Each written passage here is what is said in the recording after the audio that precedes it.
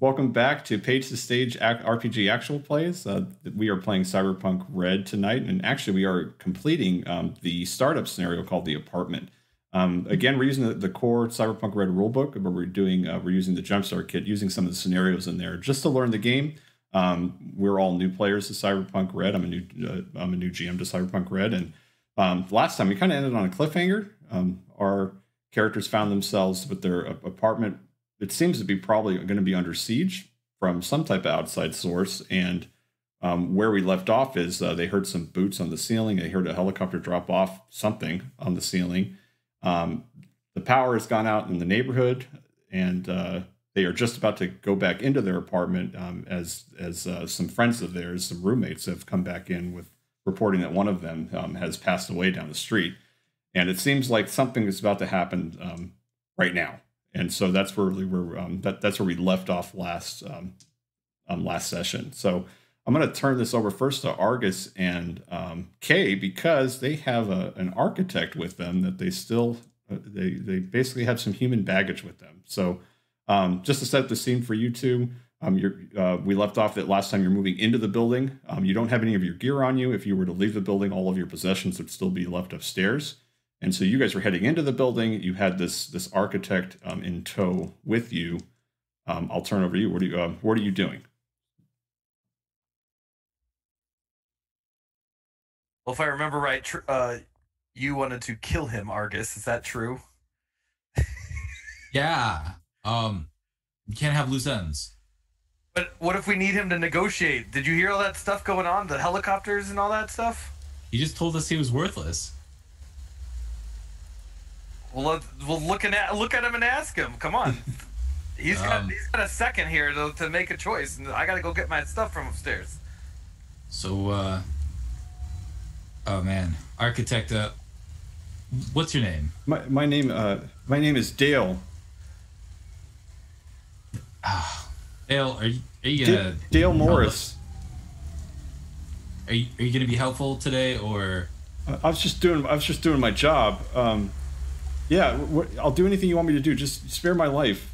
Just please. I mean, I know your name, Argus. I don't know your last name. I don't even know who you are. I'll even forget what you look like. We're too far for this now. You don't get to walk away, but maybe after. Play cards right. Walk away. After what? After whatever's about to happen. Well, I don't know their plans. I just know they wanted they were going to demolish the building. I think you killing one of them and letting the other one go free, I think that just made this happen tonight rather than tomorrow. But you could just give the building to them and just walk away. I mean, they just want the building. They're going to demolish it with everybody in it? That guard is just a hired gun. I mean, he doesn't work for the company. But yeah, that's demolishing everyone in it. Well, I'm not sure about that. They may do something to get them to come out, and then at that moment inside the building, the power's gone out outside, but you guys have backup power that the generators come on. The lights don't fully go out in your building, but an alarm starts going off as the lights start to flicker, and it's basically the fire alarm in your building starts going off. And then you start hearing doors kind of opening from downstairs. Again, the neighborhood's been in panic because everybody's agents went out. That basically the city net has gone dark as far as like the internet, so to speak. And people, you could already hear gunshots down the street. The people basically retreated indoors. And remember, you have a 3-story apartment.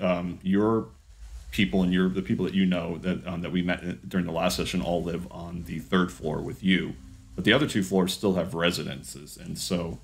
They seem to be. You just hear the commotion of them poking out, looking to see if there's a fire somewhere.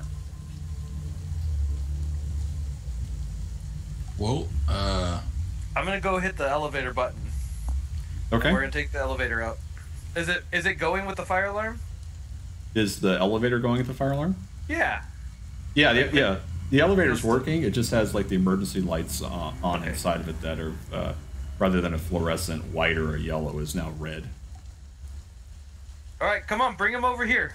Let's take him up with us. All right, come on, Dale. Come with us. Yeah. So, Jonathan, as soon as the boots hit the ceiling, the roof, can White Rabbit jack in to the access control of the building? Sure. And where are you?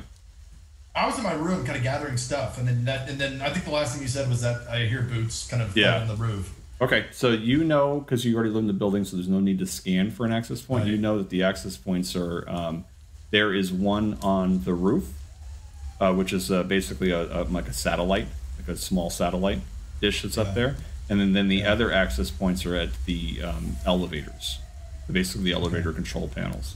So you don't have one in your room. You'd have to go outside your room. So I'm on the 3rd floor. If I know where the satellite is on the roof, could I like stand underneath it and access it from?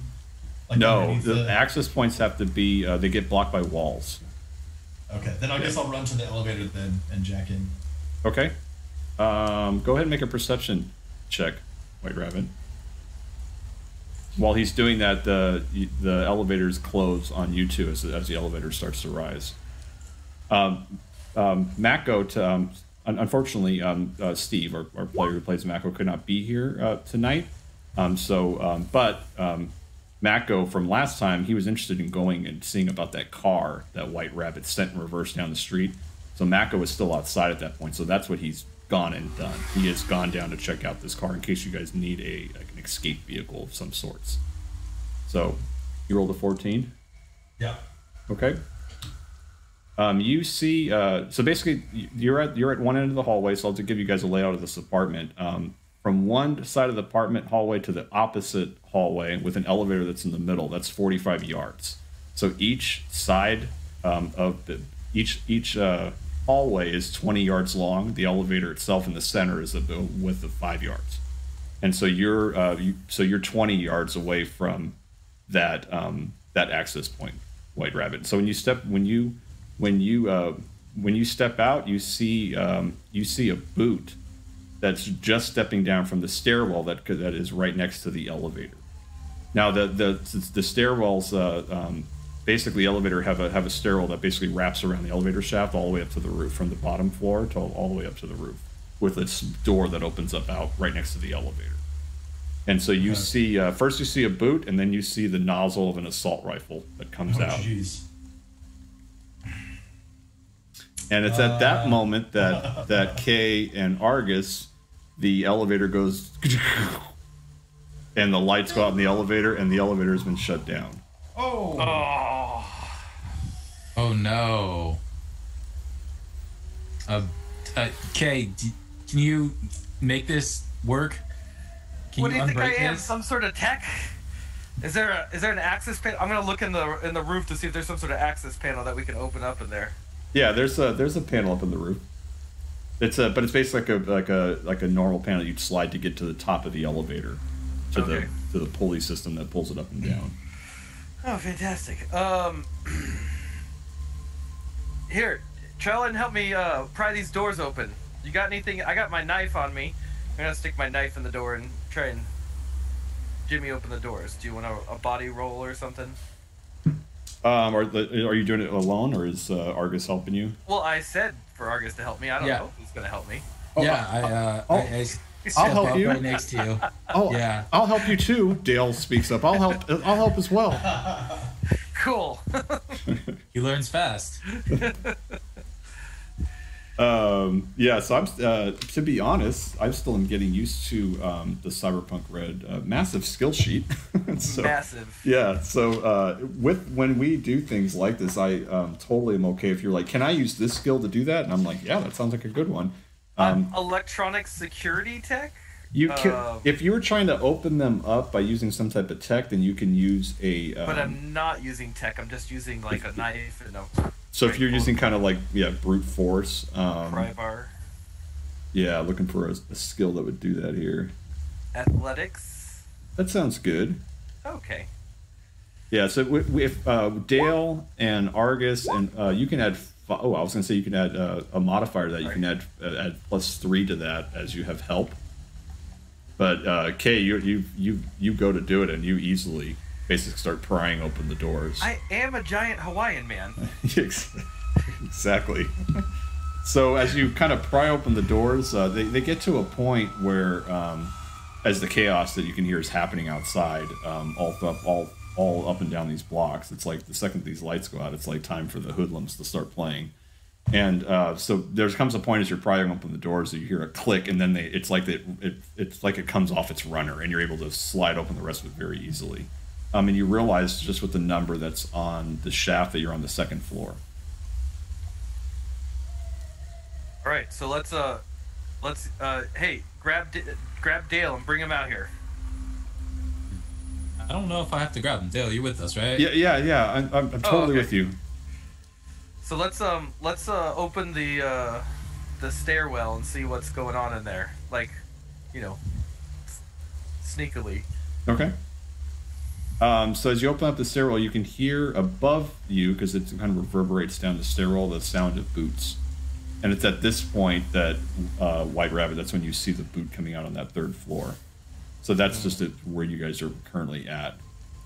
Is this like a spiral stairs, kind of like big open, like shaft kind of setup? Basically the stairs they go around the elevator shaft, so they kind of go and like hatch up here, then around here. They go with the elevator shaft is in between them. Like the elevator, like Big Bang Theory style. Yeah, exactly. Okay, so they're not like right over us. We're not they're on top of us, but we can hear it. Okay. No, yeah, and the elevator shaft is enclosed. Yeah, so it's like so you can just hear, because it's an elevator, it's a stairwell shaft that you can hear those boots up above. Is there a fire escape on the outside of the building? There is. You're on the side of the hallway where there's a fire escape through the window on the third floor. I'm running for that window. I'm going to try and get to the fire escape. Okay. So are you are you doing it stealthily? You just booking it to try to get out the window? Yeah, I'd just say book it. If I see the muzzle of an assault rifle, I mean, he's about to spot me right there, right? I mean, is there any place to hide? Your room. No, I'm going to try and book it for the fire escape. Okay. Looking for you can just go ahead and run, or I was wondering, I guess, if it's like, are you doing it in such a way that you're not going to get shot in the back? That's what I guess I'm asking. Yes, I would. If there was a way to do so, yeah. I would hustle as hard as I can. The further away he is, the less likely, right? Yeah. That's what we learned last time. Okay, so your action is you're kind of booking it toward the stairwell? Yeah. No, the window, right? The window, yeah. The window's yeah. closed, so you have to open up the window and then get outside, basically. So I'd say the 3 seconds that you have, you could get to the window and start wrestling it open. Do I know this window to be locked normally? Yes, it's not like you wouldn't have it just. It's locked from the inside, but it wouldn't just be freely opened all day, because you wouldn't want people just walking to the third floor. Okay, maybe I'll hide in my room then and see what this guy's going to do first. Okay. See if I can peek the door and like check out what he's doing. Okay. So as you do that, a man comes down. They look similar to the people that you saw outside, and they look like similar to the people you saw outside. And so he's like scanning the hallway, and then he speaks into like a little microphone that's on his like lapel, and he says, "Hey, cut the lights," and then the lights cut off in that hallway. The lights, the emergency lights. Yeah, and so the lights shut off, and then you see that he has something that turns on. You can see his eyes are like glowing up green. That he's obviously using some type of vision that gives him some type of night vision. And so he moves out and he scans the hallway down to his left, which is where your room is. Behind him is the room with Gina, who had the animals. Mako's room is also that direction as well. And another Militech guard is behind him, and they basically they split. You can see them splitting. The one that first walked out starts walking down your hallway, and the other one starts turning, and it looks like they're pointing their assault rifle down the other hallway. That's what you see. So the apartment is like L-shaped, kind of? It's just one long hallway with an elevator it's in the center of it. So the second guy is looking down what hallway then? So the second one's looking down the other hallway. So you could, so they basically walk up. They walk down the stairs, which is right next to the elevator, and it's basically just like a T intersection. Oh, I see. Okay, so not really, not really a T because there's nothing straight. It's all, think of like a hotel hallway. Yeah, like yeah, it's yeah. just that's the way this apartment is. It's, I described last time how it's on the street level, it's skinny in the front and it extends out long toward the back. So where you're at is toward the back, which the window overlooks the alleyway, which has a roof, which has a fire escape access. So. Okay. And my window for my apartment does not have fire escape access, or does? The window from your apartment is facing. Yeah, no, you have to. The fire escape access is out in the hallways, but it's facing the back alleyway. Your window is facing the back alleyway as well. Okay, I'll just keep an eye on them for now. Okay. I'll wait and see what they're doing. All right, and then we have Kay and Argus and Dale. Well, Kay, Dale, you guys want to fight or run? Well, I mean, like, all my stuff's up there, man. I don't want to lose my apartment to some guy who's trying to take my apartment. Like, where else are we gonna go? Well, maybe we could get up there a different way. Seems like there might be a lot of guys coming down the stairs right now. All right, I'm down with that. I don't want to die or anything. Like, I mean, I'm not silly. Let's pat my rifle while I do it. So you want to go? You want to see if we can go up the fire escape? Yeah. Let's do that. Will it take us to the roof, GM? Sorry. The fire escape, yeah. What if we get up on the roof and come down behind him? Ooh, I like where your head's at. Ambush him. Let's go do that. Sounds like a solid plan. Dale, you in? We're going outside. Yep. Okay. If you want to go the stairways and get shot, you're more than welcome to. No, that's okay. That's okay. Now, right, so we're gonna run to the end of the hall. Okay. Then the end of the. So you guys are on the second floor. You're gonna run to the fire escape. Yeah. Okay. By the way, Molly and her gang, they are sitting out on the. They never went upstairs. They're sitting out on the porch, basically. Oh. So remember last time Molly and one of her gang was killed down the street, and one of them was injured. They never went upstairs. They're sitting outside, basically. On the first level. Right outside right on the street level, basically. But all our agents are out, right? Yeah, all the agents are out too. Yeah. It's not like we can call them and say. No, I'm just giving you a heads up because they were in the action, not in the action, but in the scene when we ended last session. Yes. So they never went upstairs yet. They were outside. So we could yell down to them from the fire escape, maybe, if it's on the. It's in the back. The fire escape's in the back. They're in the front. Yeah. That makes sense. Who puts a fire escape on the front of a building? Yeah. Okay, so you guys are going out the second story window. We're going out the second story window. Okay. White Rabbit, you hear something from down the hall as you hear a loud yelling of some sort of like, "Get the fuck out of my apartment!" And you hear and you hear the noise of a cockatoo that starts making a chirp noise. Oh no! Oh no! Oh, that's just me. Oh. Oh my goodness. Oh. Yeah, so you heard that out in the hallway. 1 second here. Supposed to get a carrot for that cockatoo. Yeah, so you just hear this. You hear like a shotgun, and then just like blow up out in the hallway. Yeah.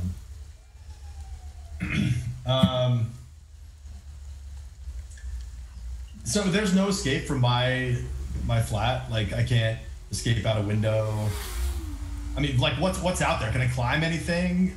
What's outside my window? 1 second here. Let me get their story. Ooh. I don't like my odds with a handgun against a couple assault rifles. Yeah. And a shotgun, it sounded like. Right, or a shotgun, either or. So that was White Rabbit. You can deduce that was Gina. that just basically shot a shotgun blast, and then you hear a door slam shut, and then you hear the two voices. The assault rifle says, "I need backup," and then Gina had the shotgun. Gina had the shotgun. Okay. So she blasted at one of them. You don't quite know what the damage was, but you hear someone yell out, "Backup, backup!" And then what are you doing, White Rabbit? Are you still peeking out? Yeah. Do I hear like footsteps running back toward the other hallway? You can hear footsteps. They appear to be. They're still down the hallway because the person that was coming down your hallway didn't get far before this happened. Okay, so yeah, I'm gonna check out the hallway and see if I can run the other way toward the fire escape. Okay, so you see the other Militech security not pointed down your hallway anymore. He's pointed down the other hallway. But again, the hallway is totally black right now. The lights have been shut off on this floor. Yeah. Okay, I'll take this as my opportunity to run down the opposite end of the hallway and see if I can open up that window to the fire escape. Okay. As you run down the hallway, a door opens off to your right, and an African American male walks out, and he seems to be wiping sleep out of his eyes, and he's like, "What the hell is going on?" And you know him to be Dr. Carver. And so he's like comes out, he pokes out, he goes like, "Why are all the lights out?" I say to Dr. Carver, I say, "Oh, mate, we gotta go right now. Come on, we're gonna go out this window right now. Militech's here. Huh? No questions. Come on." I'm gonna like drag him with me, basically. Oh, you're taking him with you? Yeah. Okay. All right. So he's in like a bathrobe, and he has. You look down, and he's wearing slippers, but they're like bunnies. So, like he has these slippers on, and so he's like, "Wait, let me get my shoes, man." I'm gonna grab him and I'm gonna tell him to be just like, I'm not gonna say anything. I'm just gonna put a finger over my mouth, like, "We need to go," and just kind of look at him like with eyes, like, "We need to go." Okay. So he takes a second to look at you, and then he hears the commotion happening down the hallway as you hear a boot that starts kicking at a door, and he's like, "What?" And it you can see the sleep almost fall out of his eyes as his eyes get really wide, as much as you can see in the dim lighting. And he looks like he's about ready to go. He looks like he's going to comply. Okay. Yeah, I'll go start opening up that window then. Okay. Kay and Argus. All right. Well, we're going up the ladders. I think we're pushing what's his face in front of us. I've already forgotten his name because I'm stressed out. Dale. We're pushing Dale in front of us. Okay. And we're not quite using him as a shield, but we're basically using him as a shield because what's going on. We're just pushing him up the stairs in front of the ladder in front of us. Okay. Now you can use him as a shield. Just let me know. Yeah, when the shooting starts, we will. We just don't want him to know that yet. Okay. All right. So you're trying to push him along. I gotcha. Yeah. Okay. So as you're climbing up the fire escape, you hear a like some type of window open up down below you. As you're climbing the fire escape, you're now on the 3rd floor, and you have one more like ladder basically to climb up to the top of the roof. Which window? So it would have been the first window. It would have been the 2nd floor. You guys. We went in the 2nd floor. Oh, you guys went 2nd floor. Okay. So as you get up to the 3rd floor, you see a window open. My bad. On the 3rd floor. On the 3rd floor, you see a window open. You can see through the window that it's totally dark on this floor. The floor that you were on still had your backup lighting on, but this floor seems totally dark. And as you see a window that's basically coming up right in front of you as you're now at the 3rd story of the fire escape. I think I'm gonna throw myself against the wall and pull out my gun because I don't know what's coming through that window. Okay. I guess I'm just gonna look down. And I mean, it's like what, like 50-50 that it's a resident or one of these other guys? You just see the window open and it's dark in the hallway. So if you guys are looking, you can see what it is. Yeah, I'm gonna look. So you see the familiar face of White Rabbit, but you also see Dr. Carver, who is like looks bewildered. Yeah, Dr. Carver's like mid-30s. Sorry. Well put together, handsome dude. He just looks pretty disheveled. Looks like he just got woken up, and you know that he works long hours on the trauma teams. Okay, so we know he's like not a bad guy. a bad guy, and so you said he works on trauma team, so we know he's got like a medical background. Yeah. He's in a robe with bunny slippers. He's not a threat. Right. Well, I'm just thinking more like, should we ask him to help us fight some things? And the answer, I think, is no. Still gonna give him a gun. I'm loaded for bear right now. I got 2 pistols and an assault rifle.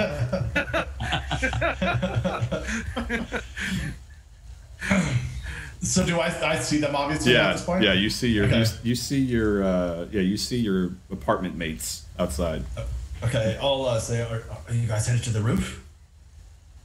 Yep. That's the plan. Kay came up with the plan. We're gonna try to get behind them and just check it out. I don't know if we want to fight, but There's a whole squad on the 3rd floor, mate. Stay away from that. When you get upstairs, they have a net runner. all right. Are you? Hey, White Rabbit, you armed? Oh yeah, I've got a pistol. And what about you, Doc?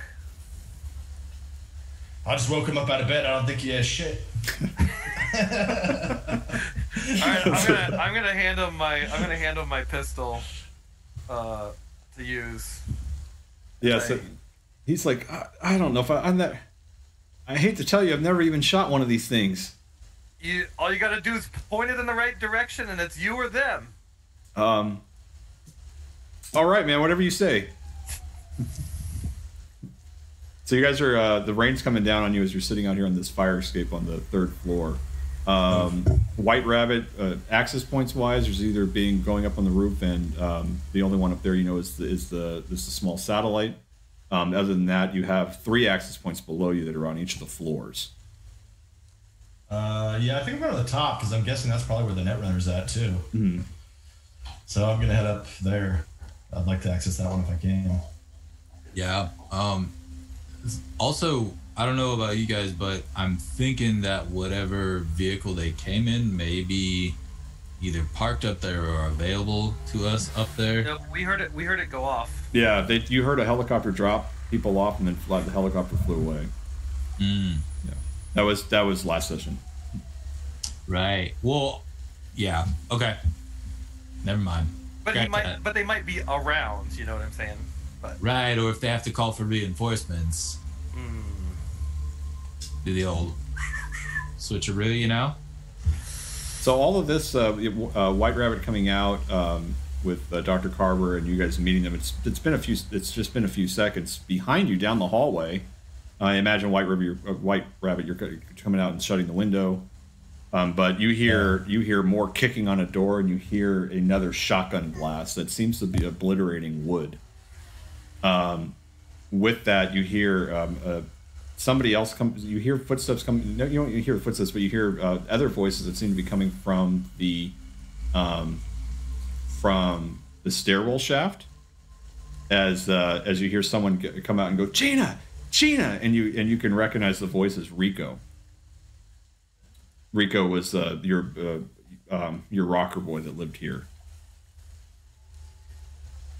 And so that's what's happening behind you, basically, in the apartment. So then you hear a very gruff voice that says, "Just come out and drop your weapon." And that's what you hear happening behind you. Can we yell down like Rico, let's go? Rico is at the end of the. He's either coming out of his door or he's in the stairwell. You can't really tell, one of the two. It seems like he probably came from the stairwell, but you also know his room door is the closest one to the basically the elevators. He's on that side of the floor. Ooh. So. Don't yell at him. Okay. Argus, we can't help them right now. We're not in a position. They're down the hall. We got to get up, and we'll come back down behind them. All right. That's all we got. Yep, you're right. Let's stick to the plan. All right. What do you guys? What's your plan? We're gonna go up. Okay. And take over. Perfect. Okay. So, Kay, are you doing to the moon? Are you doing the peeking? Sure. Sure, I'm gonna peek over the side. Okay. So the top of the roof is, it looks like the top of the roof of most like apartment buildings. There's like a large AC type, a couple of those like units that for ventilation. There is on top of one of these AC units, there seems to be like a small little satellite, which would White Rabbit would know that's like would be the access point. And the opening to the stairwells is on the far end of the building, which is again the length of the building, so about 45 yards. And it's more toward the street side basically. So in the center is the unit with the satellite, so about 20-25 yards away, right in the center. And there is a Militech security that is standing there with an assault rifle that just seems to be peering around. He's standing in front of that AC unit that has that satellite sitting on top of it. And it's just the one? That's the one is what you see right now, yeah. It's actually easier to see up here because it's you can the lights from the city basically are lighting up the roof. But it is raining, so it is more that there's a little bit limited of visibility, but you're able to see a lot more up here being on the roof. So would you say we're in his line of sight? Like can we sneak up over the side and maybe get behind one of those air conditioning units? Yes, you could do that. Yeah, Okay. He seems to be peering more toward the stairwell. Okay. Is he near it at the edge of the building at all? No. The basically Okay. standing the AC unit. I'm not trying to foil a plan. What's Argus thinking about? I mean, it's not that wide. I mean, you're talking about maybe 20 yards wide, the rooftop, but it's 40 long. So you're at the back end of the building, so it's 45 yards to the front of the building. And he's in the center, and the stairwell is more toward the front of the building, off to the right-hand side. Basically, it's like a door that opens up, that you get to the roof. Think of a door that's like right into the ground. You just pull the door up, and that's how you get to the stairs to go down. So that door is up, and he's basically probably about 10 yards from that. And he seems to just be scanning the area. So he's like what, 30 yards from us? He's about 20. Yeah. Oh, about 20. He's about halfway. Yeah. Okay. And we established we can all move, give or take 15 on a turn. Yeah, your move rating times your move characteristic times 2. Your move stat times 2. Okay. Oh, 12 for me. Yeah. Well, do you guys want to... I mean, I think if we just take him down kind of quietly, a set of guards close couldn't hurt. I'm okay with that. So let's do it. I'm gonna get behind my air conditioning unit, and I'm just gonna take a beat on him and wait for Argus to go around and do whatever he's gonna do. Okay. What weapon do you have? Okay. My assault rifle. Nice. Okay. All right. So you're about 15 yards from him, just so you can use that for range. So. Okay. I don't have an assault rifle on my in my combat tab. I should have added one. But No I problem. realized I didn't. No problem. You have 25. A standard magazine's 25. It does 5d6 damage. It's going to take both of your hands to use, and you can fire it once a turn. 5d6. Okay. Yeah. And it uses. Oh, it probably uses shoulder arms, right? No. Yes, it uses shoulder arms. That's a skill. I don't know how to spell assault. ASSULT? Correct. That's not right either. ASSAULT? Yeah, AS. It's all good. So, White Rabbit, what are you doing? Is there? I missed a little bit of it. There's a Militech guy standing by the access point. You said? Yes. Just kind of keeping So there's guard. an AC unit that's it's large enough to basically, if you were kneeling, you can hide behind it. And Okay. there's a little satellite that's on top of that, just a little dish, and he's standing not right next to it, but maybe about 3 or 4 yards in front, and he looks to be scanning the area in front of him, which includes the stairwell of the building, the stairways. Is there a hiding place that I can get close enough to the access point to be able to jack in without, like, maybe staying hidden while I'm doing it? Sure, you would have to move a little bit closer than K because there's different ventilation, like boxes, vents. There's just all the different things you picture would be on top of a building. So you would just need to make a stealth roll for me as you're trying to move up further. Yeah.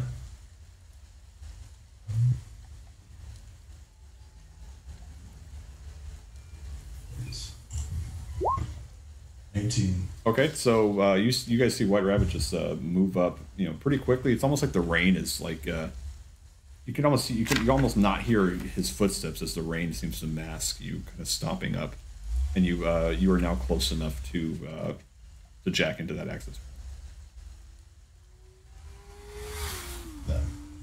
And then how about Argus? So I'm going to. I don't want to mess up White Rabbit's thing. But Go. If you're gonna fight, it's okay. I mean, I can do both. I mean, if I need to move or whatever, I can still do that as long as I'm still close. Okay, cool. So I'm going to very sneakily use all of the cover I can until I'm out in the open and try to get the drop on this guy with my lead pipe. Okay, where's Dale? By the way, that's K and Run off the side of the building. Kay, can you watch Dale?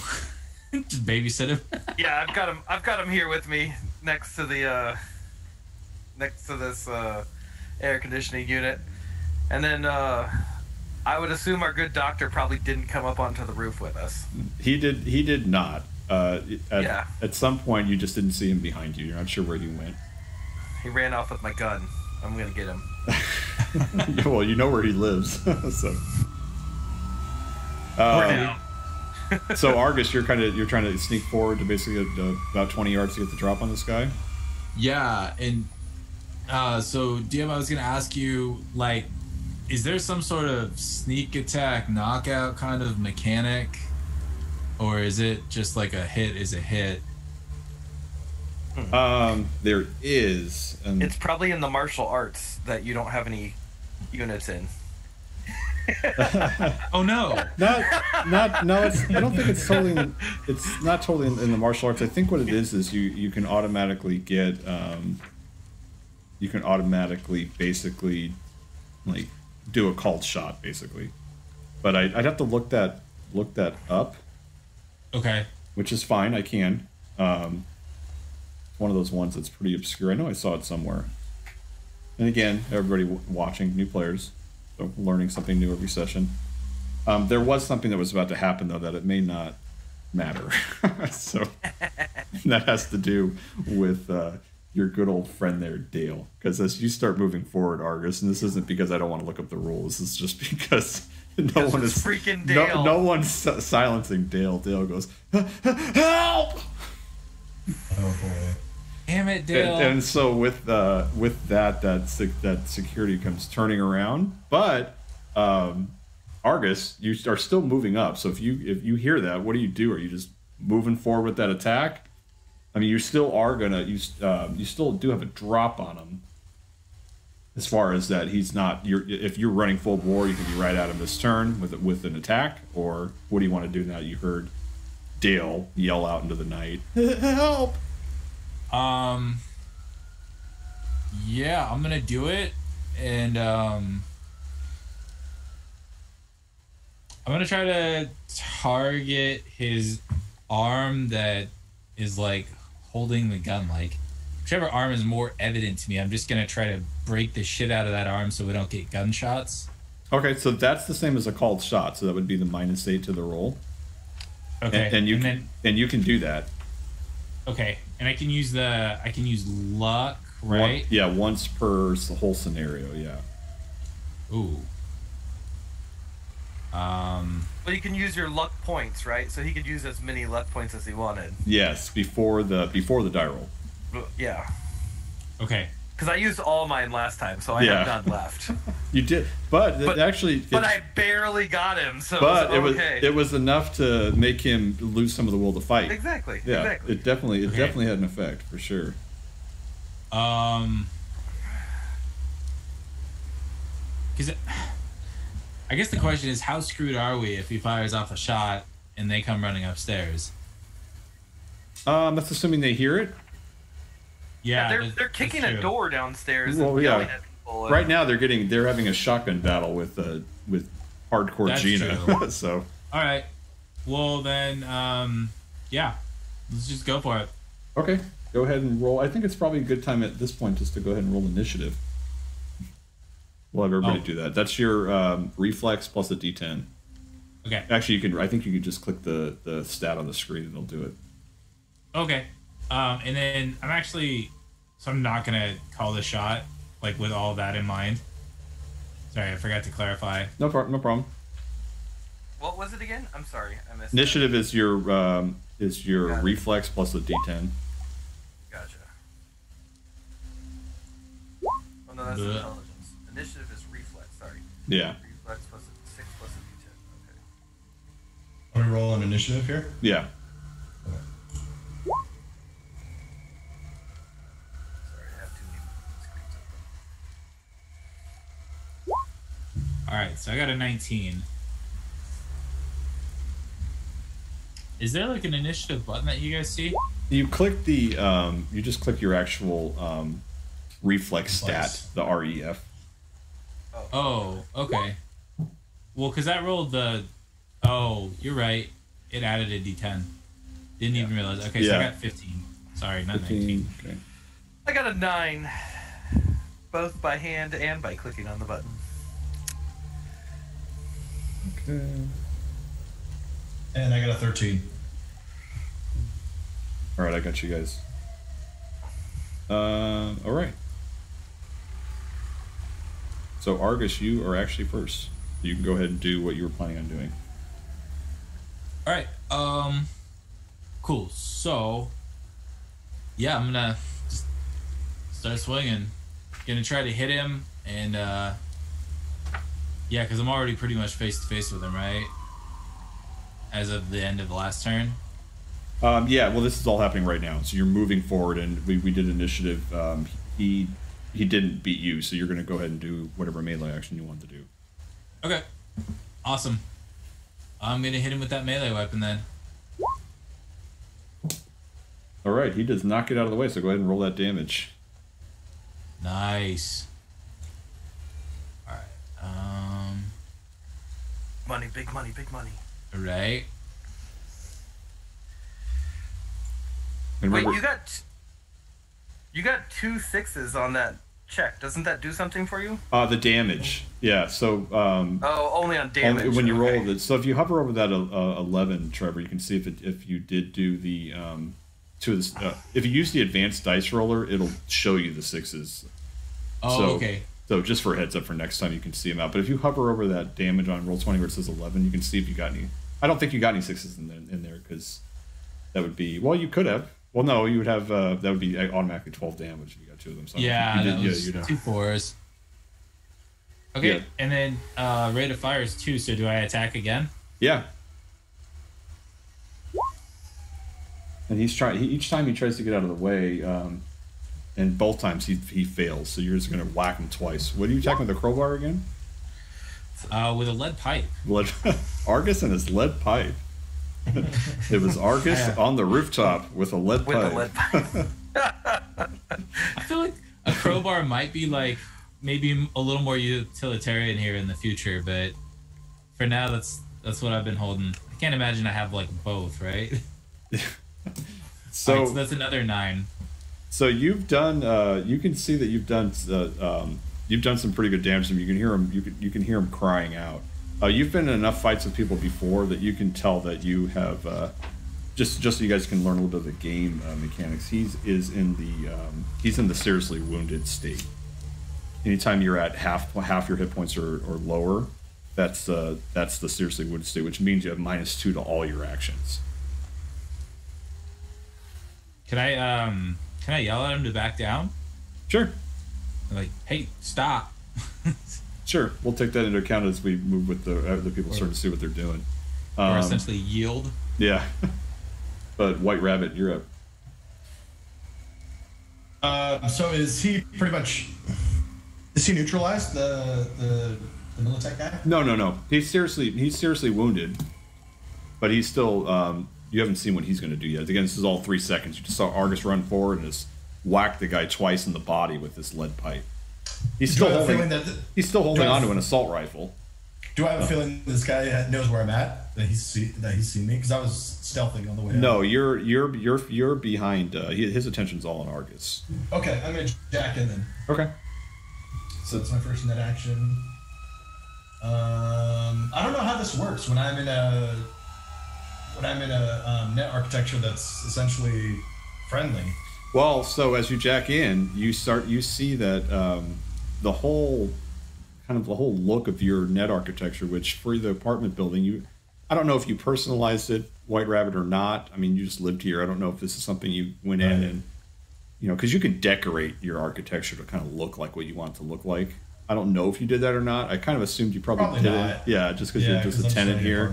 But right. You have jacked in before, maybe because someone told you can you fix one of the light keeps flickering on the second floor, or the elevator's kind of messing up. Can you see if there's anything going on the net with that? And what you saw before, it was just all a bare bones net looking architecture. What it looks like now looks like there's like gold like dust all along the walls. Again, you're with your virtuality goggles, you kind of see this other kind of layout, this other world, so to speak, that all exists in the net. And it looks like pixie dust is like basically all on the walls, and there's walls that are pink and blue, and it seems like one of the walls has a unicorn on it. And do I see any sign of another netrunner? This is your evidence that you think there's another netrunner here, because it obviously looks like they've put their personal touch on it. Okay. You know that there's 4 total levels of this architecture. Okay. Do I have to spend a net action to do the back door and do all that stuff, like get down to the lower levels? Or well, if you're trying to move down to a level, you could see right here, you can start exploring this architecture to see if you can freely move. So is that what you're doing? You're trying to go to another level? It doesn't take an action to do that. Yeah, I guess so. Yeah, try and go down another level. So this is where you're faced with a password. And do I know the password? Are you putting in a password?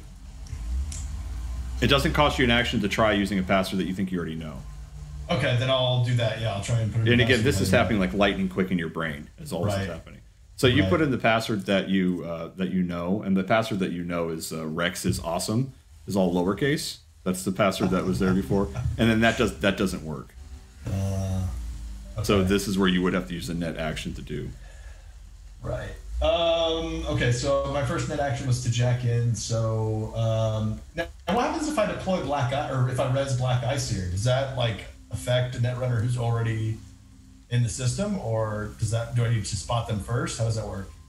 Black Ice, you would have to use the net action. You would have to start doing I think it's called the Pathfinder action, to start scanning the other levels to see if you can see what's on them. Ooh, that's right. All right,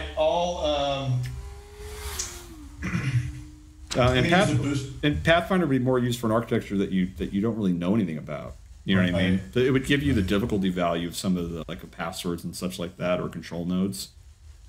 Yeah. But I'll use boosters as my second action. So I'm going to res a worm. Okay. So it increases all backdoor checks you make by +2 as long as this program is res. What does that look like in the net? It's a golden key. Okay. Yeah. So yeah. And then I'll attempt to backdoor. Okay. Go ahead and do the backdoor check. That's just my interface, right? That's, yeah, your interface. Yeah. +2, so 10. Okay, so yeah, you use your net knowledge to kind of run some password checks, to basically find the password, and you find that the password, after you break it, it says the password is crunch time. with varying different capital letters and symbols representing for crunch time. It's leeted. Is that what you're saying? It's what? Leeted. What's leeted? L-E-E-T, but it's with threes. It's the that kind of text is yeah, called yeah, leet text. yeah. Okay. It's exactly Sorry. that. No, I learned something new. There you go. So that's my 3 net actions, so I'm done. Okay, so you can get down to the second level of the architecture. Cool. Yeah. Do I see anything there as part of this turn? On this turn, so you don't see any black ice or anything like that, but you do know that because you've been in this architecture before, that is the control node for the sprinklers and the fire alarm. That's the only thing that's on this floor. Okay. Cool. Now you don't have to control all the control nodes of the second level to move on to the third level or the fourth level, but this is the second level is where the controls are for those 2 components. Right. You know from, and I'll tell you, you know this already about the architecture. So the third level, you know that the elevator control node's on that one, and you know the fourth one is all the lights. Okay. All right, so that Militech guy, back to him. So he doesn't have much to do other than turn that assault rifle point blank, try to fire at you, Trevor. But the problem with assault rifles is they're not accurate. Just to sit there and try to fire at, because you can easily move around. Basically, as the idea with an assault rifle is you can't fire it like that. Like right when someone's the handgun, you can move it in shape and adjust it. This is a big heavy gun that you're trying to like get into somebody and try to fire within 3 seconds. And so that's why I'm assuming that's why in Cyberpunk Red or in the Cyberpunk game world in general, assault rifles are better at longer ranges than up close. You would use more. I mean, I'm deducing. That's the logic, it seems like. Sure. So that's my best guess, because I didn't write these rules, but he's not going to, it's harder to hit up close, so he's going to go ahead and do that right now.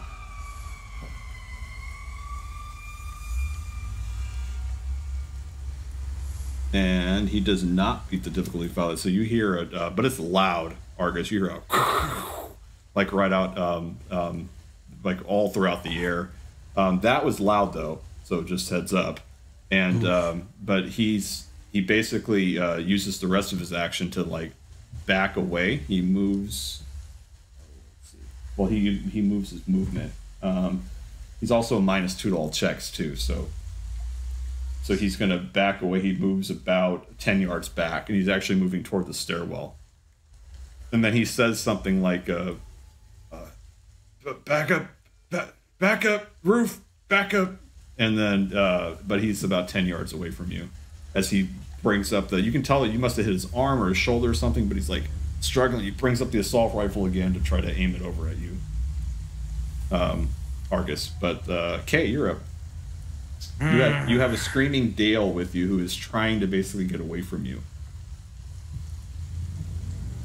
Really want to shoot him, but I think I need to shoot the guy with the other gun. I'm gonna. You got 2 shots. I'm just saying. No, I only get 1 with the assault rifle. Yeah. Okay. Yeah. Does a lot of damage when you do hit though.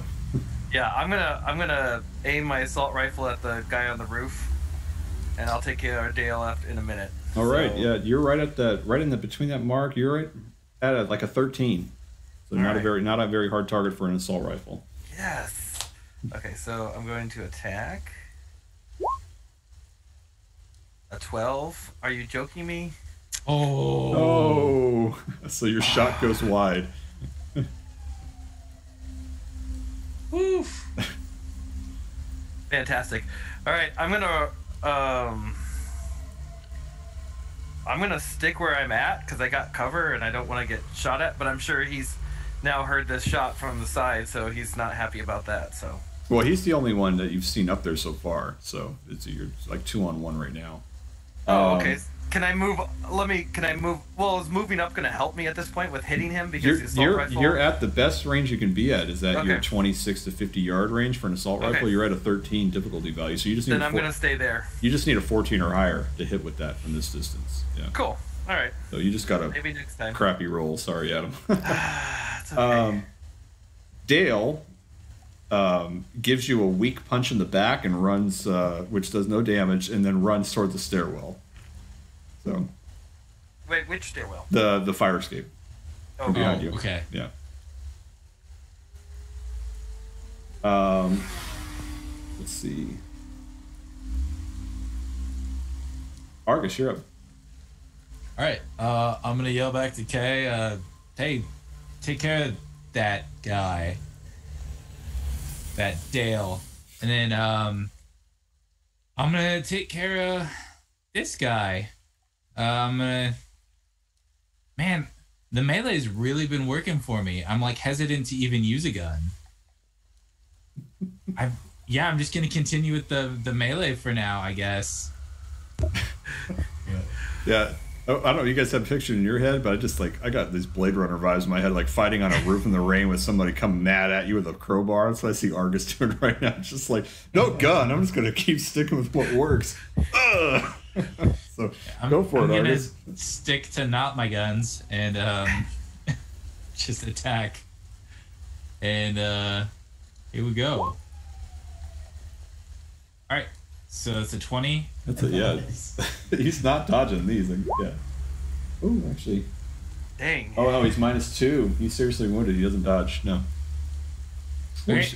Did you get any 6s in there? No 6s. 2 5s, though. Okay. Good shot. And let's follow up. Oh, critical failure. With that one, it's you hit him like right on the back, and this one he actually ducks down. But yeah, he's in pretty bad shape. I'm gonna offer him to one more time, like, just stop. Okay. Just drop your weapon. Okay. We'll see how he responds though when he gets his turn. But White Rabbit, you're up. All right, so I guess I'll take some more net actions here. So I'm sorry, you said on the second level it controls the lights, and what else? The alarm? The second one is the sprinklers and the fire alarm. Sprinklers and fire alarm. Right now, the fire alarm is the only thing that seems to have been accessed. Is it blaring right now? The fire alarm? Yeah, the fire alarm is what's going off in the building, which is causing people to either walk out the front or basically huddle up in their rooms. Okay, I guess I'll move down to the next level. I don't see an advantage in setting up the sprinklers. So the next level is the again. Do you think so? Well, I guess. I mean, you can. I mean, you're right there. We can say something to each other. Yeah, they don't see. Yeah, they're not. Dude, we're just looking for distractions so people don't come running up the stairs right now. Well, they're not. It's an action. They're not in the net, and they cannot see at all what you're doing, White Rabbit. So this is totally your prerogative. I don't want a meta game. Yeah. Yeah. Okay, I'll go down to the next level. That doesn't cost an action, right? To go down to the next level. No. It's like you're moving with your. You got to think you're moving. You're moving in net space. It's not real space. It's no physical. Right. So you move down. This game does an elevator approach, like multiple floors, and so as you in the net, White Rabbit, as you approach this floor, it's like this floor all along the walls looks like you're in like rolling hills. Like it almost has this like holographic image on the walls. It looks like you're walking through like a very hilly environment that has trees and flowers everywhere, like a little almost like a little Shangri-La, a little paradise. That's what this place looks like. But there is a control node for the elevator here. Okay. So what do I see when I get down to the third level? So that's what you see all along the walls, all along. Okay. This is where you don't see any. There's nothing lying in wait for you. There's no black guys lying in wait or anything like that. But on the third level is the control node to basically control the elevators. So if you wanted to, you'd have to take control of it basically. So am I eventually going to see an avatar of the Netrunner where he's at? If there isn't, the right level? Yeah. If you see a Netrunner in here, you would see their avatar. Okay, but I haven't seen him yet. Okay. No. Can I tell if anybody's in the elevators at this point? You can see if I access control of the elevator. Can I see cameras in there and see if anybody's in? There's no cameras in the elevator. Your apartment building isn't equipped with the cameras, but this is the control node to basically control them. This is to bring them back online. I'll bring him. I'll spend a control action to bring him back online. Then yeah. Okay. Go ahead and make that check. Oh, it's a check, huh? Yeah, you have to do a. You have to do an interface roll. Alrighty. 6. So you can see whoever's been here before you has done a better job at basically what it is that if a netrunner was there before you and they've gained control over it, there's a difficulty value they have now set on you taking back control over it, and a 6 just didn't beat whatever that was. I'm gonna move to the bottom level then, because I want to see this guy, and I've got a couple of things to unleash on him. So, Nice. How many net actions do you have left? That's only one, as far as I can tell. Yeah, right? the control. The control is just one. Yeah, that's what I like about the net running in this game too. It doesn't take actions to move around. It's like only obstacles block you. So when you get down to the fourth, floor, the walls in this place, it's almost like she's changed this place to look like an old school roller derby, like a roller rink. Sweet. So there's like it seems like there's lights playing like the the roller rinks, like they would have that. This is the hour they would turn off the lights and they put the strobes on and stuff, and you'd roll around. That's what this looks like. You know that the control node for the lights is on this level, and then across from you, you see the avatar looks female. She's wearing rollerblades, and it looks like there's little jets are on the heels of them, and they're like shooting out little jet flames with sparkles. And she's wearing a cape, and she has really thigh high red boots, and so she almost looks like a superhero. And she has a big C on her. She has a big C on her chest. Now, can we communicate in net space like this? Sure. So I'll say, "I love. What are you doing?" What's your avatar look like? This is a good time for you to describe what White Rabbit's avatar looks like. I didn't really think about what my avatar looks like. I mean, I guess he probably looks something like a white rabbit and has like a stopwatch around his neck, like old school. What's his name? Flavor Flav style. Nice. Like a big giant one. Yeah. Nice. Big gold stopwatch. And she turns around. Yeah, she turns around. And then I'm gonna spread out my hand, and then a raven.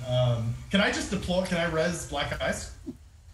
Does it take any special action to? It takes an action to res it. Yeah.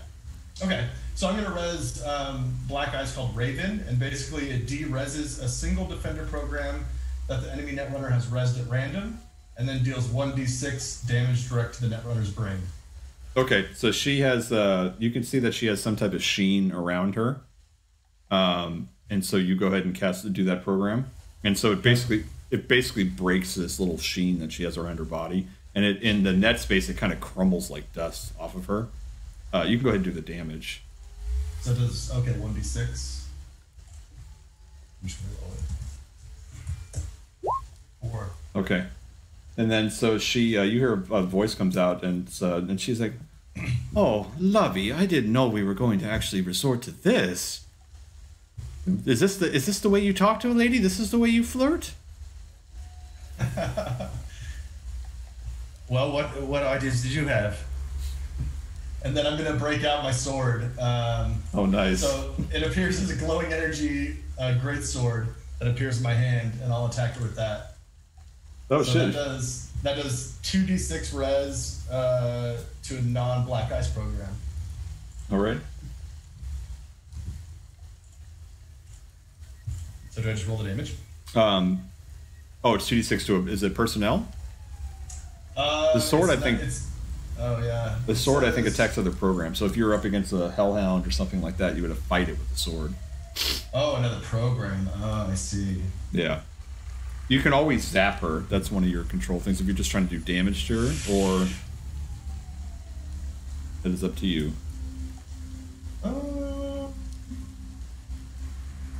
So if I deployed Flak, would that only be against other programs as well, not other netrunners? Flak is what you suppose is what you just took off of her. Right. That's what she had on her. So if I deploy that, though, would it would defend give me any defense against her? It would give you defense against you. It's a defender program. Defense against me? It helps you take defense. It's a defender for yourself. So you have three types of programs. There's only attacker programs that usually attack programs, or they say they're personnel, they attack people. Right. There's defender programs which always defend you, either against against the personnel inside the net space or against a program that's doing damage. And then there are black ice, which are just designed to kill. And they kill either programs or they kill people. Most often it's against people. Okay, so I guess what I'll do instead is I'll do my Vrisbot. That does 1d6 damage direct to a Netrunner's brain, and then lowers the amount of total net actions the Netrunner can accomplish on their next turn by 1. Okay. To a minimum of 2. So, do I just roll the damage then? Yeah.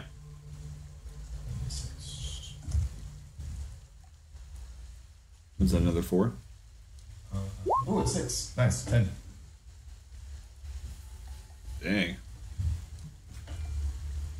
Okay. And total between the 2 times. Is that your final net action? Yeah. Those are my 3 net actions. So you see her turn, and her eyes that go with like a superhero like blue. Like they're glowing blue. Like she's like I didn't know it was gonna be like this. They don't pay me enough for this.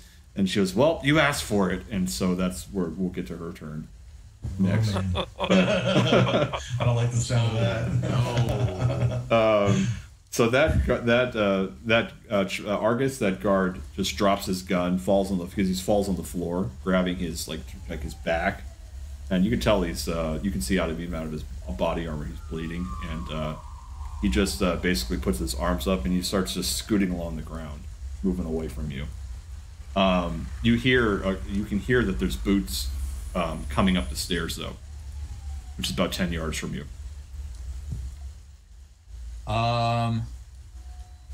Wow. Okay. Can I basically tell the guard give me whatever weapons you have and sort of raise the pipe? Yeah, so he's still moving away, and he kicks the assault rifle to you, and he just tries to reach for a gun, and they have heavy pistols from it seems like from the last time you fought one of these, and he just kind of just lets it fall in the rain, just splatter out on the pavement as he's still trying to get away from you. He's groaning. I mean, he's gonna have to go to the hospital no matter what. Yeah. Okay. Oh man. Okay. So no grenades. I like the way you think, though. Pretty easy fix there. Okay, so I'm gonna pick up that assault rifle that he dropped, and also, can I also carry the heavy gun? I mean, not that I need to use it, but can I carry it just with the intent of holding an extra gun? Yeah, you take an action to basically stow it on your body. So you'd have to do this on your turn. This is his turn. He just complies. Okay, this is his 3 seconds. He's just complying with what you said. I'm kind of using his turn as responding to what you did on your turn. So he unarms himself and is crawling away. That's what he's doing on his turn. Oh, okay. So if you want to, no, you're good. If you want to pick up stuff next turn or do something else with that, you have his assault rifle and his heavy pistol laying at your feet. But Kay, you are up. You do hear you can hear there's footsteps. I mean, the guy did call for backup. There is fire on the roof. There's some sort of footsteps coming up. So just with this game, you can take your turn now. You can also use a hold action that says I'm going to do this when this happens. Yeah. Where's Dale? Dale is at the fire escape. He used his turn to get to the fire escape. Awesome. I'm gonna pull my heavy pistol out and crank at him twice, and then Okay. I'm gonna yell at the Doc at the same time. Doc, heads up! Hoping that he'll shoot at him too when he comes over the side. Okay. Oh yeah, Doc has a gun. Okay. Doc has a gun. All right. You're about let's see. You're about from where you're at about 10 yards from the stairwell. Okay. 10 to 15. All right. So attack number 1, 21. Oh my god. I think that hits. Yeah, that hits. You needed that with the assault rifle. Dang it. And then damage. Let's see here. Yeah, you actually need a. He's wearing no armor, so okay. Second shot. Oh, okay, and then I'm going to attack again. You just hear a that hits too. And a 4. All right. Okay, so I'm gonna roll for. Oh boy. Okay, so you shoot him twice in the back, and it's just you hit him both times. He has no armor, and so I rolled a reflex roll for him to see if he stays on his feet. He does not. So he basically falls down onto the fire escape. Does he tumble off the fire escape? Yeah. So no, what he does is what he does is he falls down and his body starts sliding down the steps, going down to the 3rd level. Which you just yelled out the doc. So we'll see if Dr. Carver picks up on that. So. But no, he's a doctor. He might help him. Right now, you can see basically just Dale's booted feet, or his feet. He doesn't even have boots on. His feet are basically just dangling as he's sliding down the stairs. That's fantastic. That feels satisfying. Do you want to move? Yeah, I'm gonna move up towards. Sorry, I lost my tolerance to Argus, and because I can hear the people coming up the stairs. So, what's that? 15 yards. Is there still cover for me to be behind as they come up? Like sure. Still the okay. Yeah, you have the bigger AC unit that was sitting in the center of the building. You can also hide behind that. Is the net runner somewhere on the roof? Like, can we see him somewhere? Not that you can tell. Doesn't seem like he or she is up there. Then again, you do have 3 other access points that are in this building. 1st floor, 2nd floor, 3rd floor should be on any one of those. And they would have to just be within 6 yards of it. Oh, but line of sight, right? Because they can't go through walls. Yeah, they have to. It can't be on the other side of the wall. They have to be within 6 meters of it. Cool. All right, that's my turn. Okay. Dale goes and he's just like, and he doesn't. Yeah, he's not dead, but he's like crawling down the stairs. All right, Crunch goes. So Crunch basically snaps her fingers, and then it's like she snaps, and in the net space, it's like it makes this loud, like audible snap noise all around the room, and then from her fingertips, this it's like a pit bull comes right out at her, and so this is a Black Ice program. Oh man, that is coming out at you, and she says, "We didn't have to play it this way." And the thing basically comes out, and so with that, so it's basically going to attack White Rabbit. Oh no! Oh, okay. Actually, this goes. Okay, so it's going to go right now, and because it's the top of the initiative queue, and she's actually at the top. Sorry, it's my first time doing one of these. This is like a game within a game. I love this. Yeah, it is. It's cool. Let's see. Give me 1 second. And is he incommunicado pretty much when he's jacked in? Like, he can't yell out to us while he's doing this or something, right? He can. Yeah, he's... okay. That's called, like, the meat space. The meat space. Yeah. Fantastic. Netrunner speak. So, go ahead. So, White Rabbit, go ahead and make a interface roll as you're basically trying to dodge out of the way of this attack in the net space. Let's see. 12. Not bad roll. He had a 14, so he's going to do his effect to you. So he does 6 damage directly to your brain. Oh, yikes. Your cyber deck, because it's not insulated, not yet, because you haven't got that upgrade yet, it starts to catch fire. So until you spend a meat action, like it's basically not doing any net action, so you have to use your turn to do a meat action instead. To put the fire out, you're going to take an additional 2 damage to your HP whenever you end your turn with that cyber deck on fire. So I take six hit points right now, right? You take 6 hit points directly. Your armor doesn't block this, and then on the end of your turns, if you're not choosing to put out your cyber deck, basically starts smoking and 2 more. Burning. You take 2 more. Okay. And then with that, she's you see her. She goes toodles, and then you see her that she seems to go. She's not on your level anymore, as she's left you with her hellhound. All right. I'm gonna see one thing for her again. Okay. Oh man, it's cool as shit. All right. Argus, you're up. Okay, so I'm gonna pick up the assault rifle, and I'm gonna run to that AC unit with K, and I'm gonna kind of look over at him and kind of give him a head nod, like, all right, let's shoot some guards. And I'm gonna reload it too if I can fit all that in this turn. Mm-hmm. Yeah. So the moving there is your move action, and if you're reloading the assault rifle. Mm-hmm. Okay. Well, it has 25 rounds in it. And he's fired once. He's only fired once, so you could actually just pick it up. Picking it up and having it on your body would just be your action. Basically, picking up and getting ready to use it. You know. Yeah, and then can I pick up that other gun in the same action or not? Yeah, I would say you just grab both, throw the other one like in a pocket or something, maybe on your back, small of your back, and you could have the assault rifle ready to go. Okay, cool.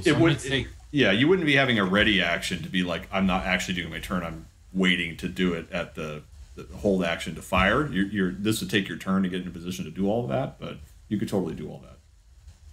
Okay, cool. Yeah, then I think that's the entirety of my turn. Okay. White Rabbit's up. Do I have any idea about like how many hit points a Hellhound would have? Depending on the Hellhound, probably 20-ish. And can I use sword twice? No, your best bet to get away from a Hellhound would be to slide. And what a slide does is you basically sidestep it, and then now the thing no longer is looks for you, and it basically just lays in wait for you to unwittingly come back across its path, which you would not. You only have to successfully slide away from it once, and you can only attempt one slide per turn. Okay, and then if I were to jack out, is there any would the black ice do damage to me on a jack out? No, you'd have to use your actual net and you have to do an action to jack out. Yeah, right. So if I jacked out, would there be any damage from the? No, but this is where if something made you jack out against your will, the Hellhound would do its final attack on you, almost like it follows you right out of the net until it can't obviously be in the meat space. Okay, then I'll attempt to slide first. Okay. And is that just an interface roll? So it's a slide check against the program's perception. So I'm rolling for him. You just have to beat an 8. Is that your 12? Is that your roll? Okay, so the way that looks is basically like the thing attacked you, and then you just in the net space basically like slid away, even though you're on the same level, and then the thing is just like sniffing around like it's trying to sniff up your scent, and then after it can't pick you up on you, it kind of just sits there and like looks around like the room waiting for you to come back.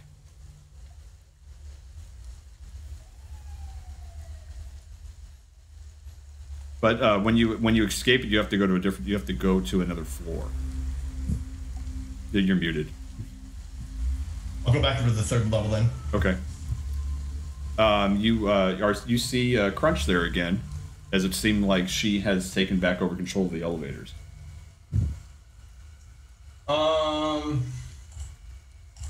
And she says, she's like, "Oh, you didn't want to pet the puppy?"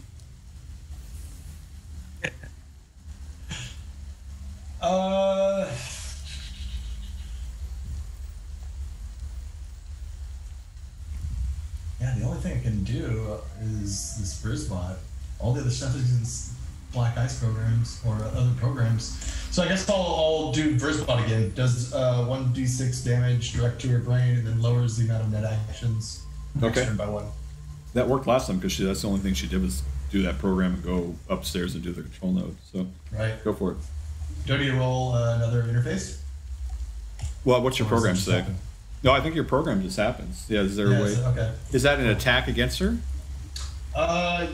Yes, I think so. Oh, okay. Well, in that case, she can. Okay. We probably should have done that last time. But she gets to actually tries to defend it basically, like tries to move away.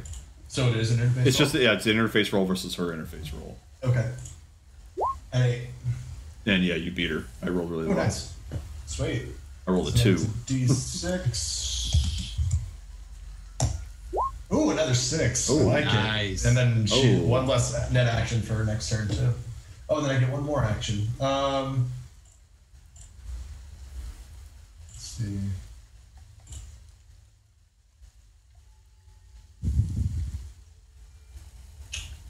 Can I deploy my Raven again? That's a Black Ice program? It's Black Ice? Yeah. Yeah. So you basically have to. I think it's one action to take it off because you had it deployed before. Yeah. Yeah. So it's one action to basically like deactivate it, and then you have another action to activate it. So programs only do what they're programmed to do. So you have to like basically just because you programmed, they set it on one level, like I want it to do this. Now you have to like deactivate and say I want you to do this now. You know, because it just keeps doing like her hellhound is just sitting down there waiting to attack you. Now since you slid away, it doesn't know what to do. She would actually have to deactivate her hellhound and activate it again for her to actually fight you with it. All right. Well, in that case, then yeah, my third action will be to derez the Raven on the fourth level, and then I can deploy it next turn. Okay. So you're on the same level with Crunch. Yep. Okay. All right. So coming up the stairs, Argus and Kay is a Militech security officer who walks up the stairs. He seems to be limping, and he sees he sees you, Kay, and he basically is just going to take a shot. You guys, just for reference, you guys are about 20 yards away. I'm rolling like shit tonight. He does not hit. You can, but Kay, you're up. So he comes up and he goes, and it bounces off right behind you, in that AC unit, and then you can return fire because it's your turn. I'm going to return fire with my assault rifle. Nice. So you just have to beat a, you have to beat a 16. Okay, let's see how this goes. Attack. Well, you have to beat a 15, I should say. So you have to get a 16 or higher. Is that a 7? What'd you roll, a 1? Critical fail. Oh man.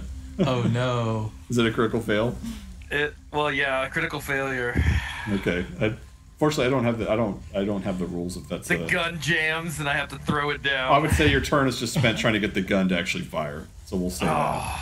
So you yeah. All right. I'm pulling out my pistol. I seem to do so much better with that. But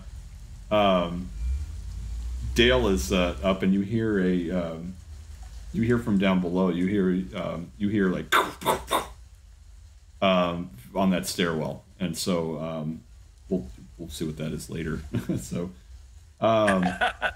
somebody got it. So Crunch is up. White Rabbit. She's holding her head, and her eyes are like.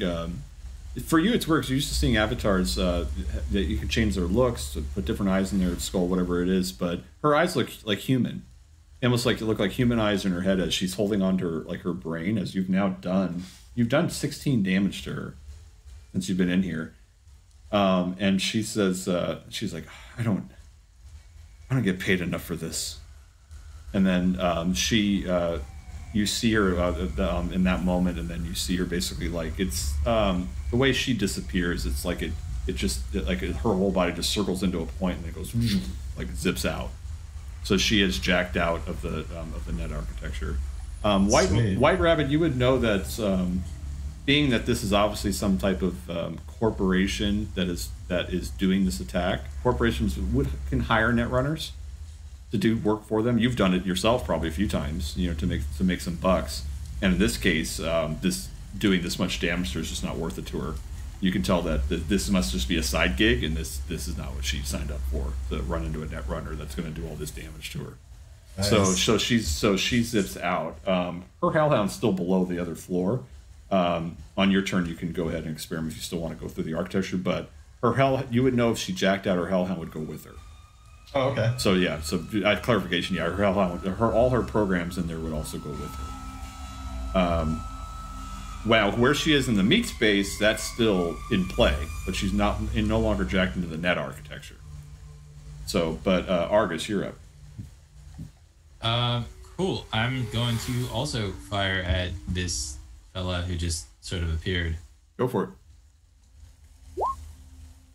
So your shot just rings off the stairwell. So it's like you guys are just trading shots in the rain on the rooftop and missing each other. You still have a movement though. Okay. Oh, by the way, Kay, did you want to get in cover, or are you still staying put? And I kind of in cover? Well, remember, in this game, you're either fully behind cover or you're not. Oh, that's right. I forgot. So you can, if you want to, like, fire and then run behind the AC unit, you can do that. I'll fire and run behind the AC unit. Okay. Clarification question: does the assault rifle use heavy weapons or shoulder arms? It uses shoulder arms. Okay. Yeah. Oh.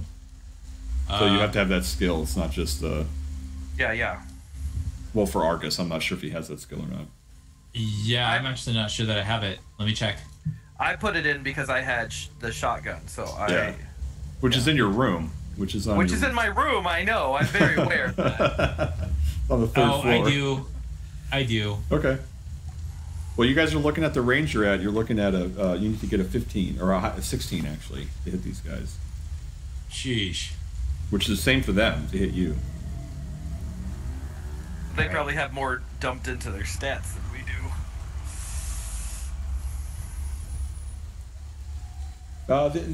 They're not solos. Solos are the ones that can do those like special, add all these modifiers to bet better on your roll.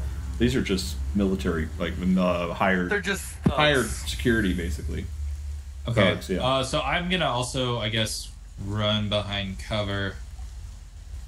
As the end of my turn. Okay. White Rabbit, you're up. Boy. I guess in meat space, I'll call out to these guys.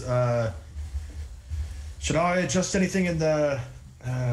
Should I adjust any of the lights or elevators?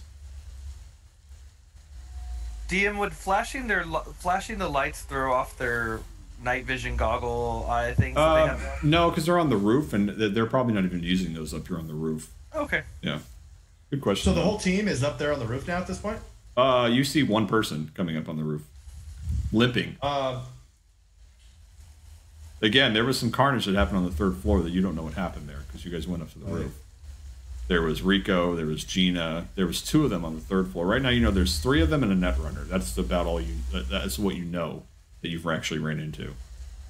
Okay.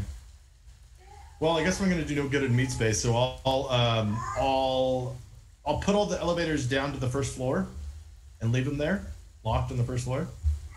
Or if there's just one elevator, I'll do that.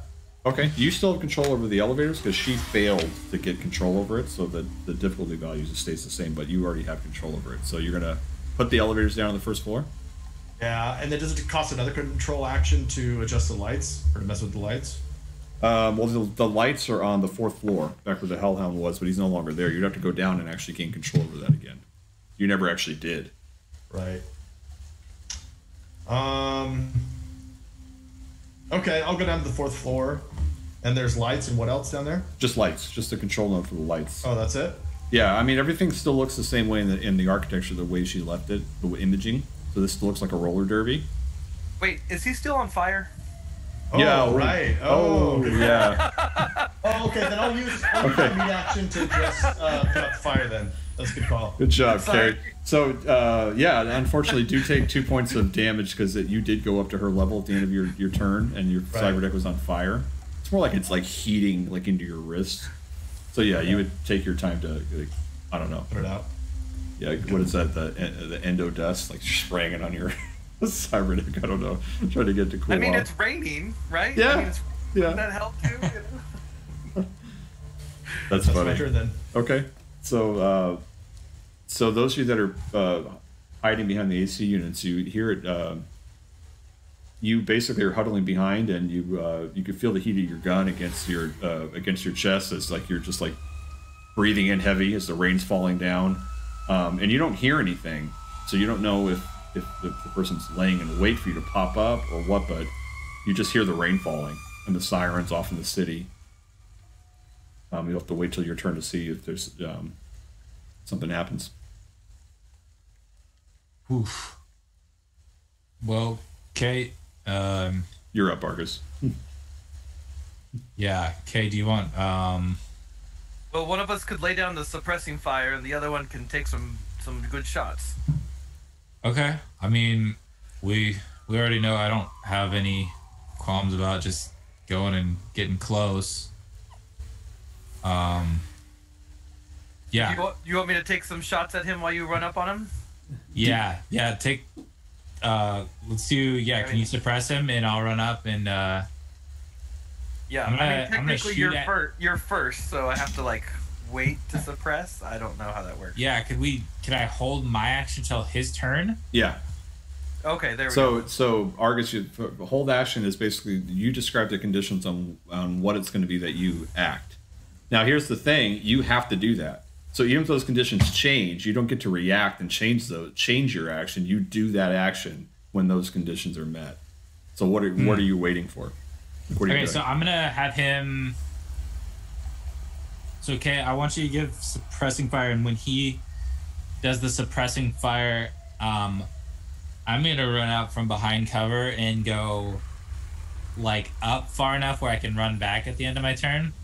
So I'm gonna go up 6 yards and I'm gonna fire on them with my heavy handgun. Okay. Well, you're not gonna hit them with the bar? Well, they're 15 yards away. You guys are all at the 15-yard mark. Yeah. Never mind. Yeah, because if I hit him with the bar, then I'm stuck in the open, and I'm afraid that more people are gonna come up the stairs, and then I'm just gonna be trying to fight. They sent Gimpy up. We're probably okay. Okay, so you're waiting for Kay to do that? Mm-hmm.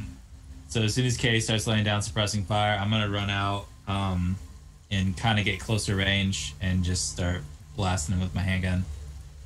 Okay, interesting. So White Rabbit would go. He's not here at the moment. We'll say that he's... I'm gonna, just to keep it moving. I'm assuming he's getting the fire out. He'll probably putting the fire out. Get control of the elevator. He said last turn he wanted to put that down to the bottom floor, so he has the elevator on the first floor. And then when he comes back, we'll quickly see if he wants to jump down to the 4th level and get the lights on. But meanwhile, Kay, you're up. Okay, so I'm assuming it's suppressing fire that I need to click on my assault rifle. It's so suppressive fire is. Well, you have to have 10 bullets, and then... I have 22 currently. Yeah, so you're good with that.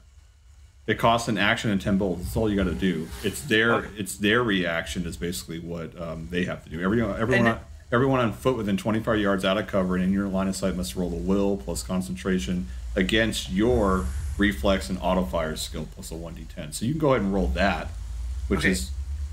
You can roll the auto fire skill on your sheet. Okay, so roll the auto fire skill on my sheet. That's basically what they have to beat to not be forced into cover. That's what I was going to ask. What is the difference between suppressing fire and auto fire? But it is auto fire. That's what it is. Yeah. I have 2 spots. All right, here we go. Cross your fingers, everybody. Because they basically have to do a concentration check.